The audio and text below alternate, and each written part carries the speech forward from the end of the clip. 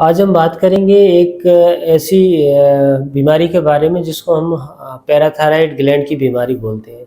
अब parathyroid gland जो है वो वैसे तो बहुत कम लोगों को पता होता है कि ये क्या चीज़ है। तो पैराथायराइड ग्लैंड बहुत छोटे-छोटे ग्लैंड होते हैं, एक चावल से दाने के लेके एक चने के दाने जितनी उसकी साइज़ होती है और ये 4 ग्लैंड होते हैं, थायराइड ग्लैंड के पीछे बिल्कुल उससे चिपके हुए होते हैं।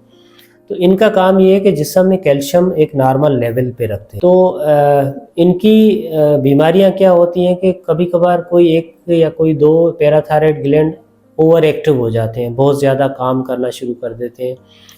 उसके नतीजे में ये होता है कि जिस्म में कैल्शियम बढ़ना शुरू हो जाता है, हड्डियों से कैल्शियम निकलना शुरू हो जाता है, हड्डियाँ भुरभुरी होना शुरू हो जाती है, किडनीज़ में जो है वो कैल्शियम जमा होना शुरू हो जाता है, तो किडनीज़ में जो है वो स्टोन बनते हैं। हड्डियाँ इतनी कमज़ोर हो जाती हैं कि अचानक हल्का-सा चोट लगने से या चलने से भी हड्डी टूट सकती है, हल्की चोट लगने से भी हड्डी टूट सकती है। उसके साथ-साथ जो है वो कैल्शियम जब ज़्यादा होता है तो मूड स्विंग्स ज़्यादा होते हैं, एंग्ज़ायटी होती है, नींद नहीं आती है, पेट ख़राब रहता है अक्सर, हाज़मा सिस्टम जो हाज़मे का जो सिस्टम है वो ख़राब रहता है।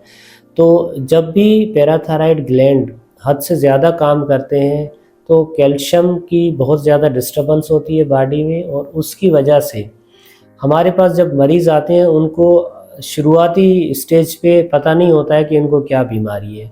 उनको फ्रैक्चर होता है, अक्सर ऐसे आते हैं कि जिनको फ्रैक्चर होता है, हड्डी टूट जाती है, फिर जब वो हड्डी जोड़ने के लिए ऑर्थोपेडिक सर्जन के पास जाते हैं तो पता चलता है इनकी तो हड्डियाँ बहुत भुरभुरी हैं।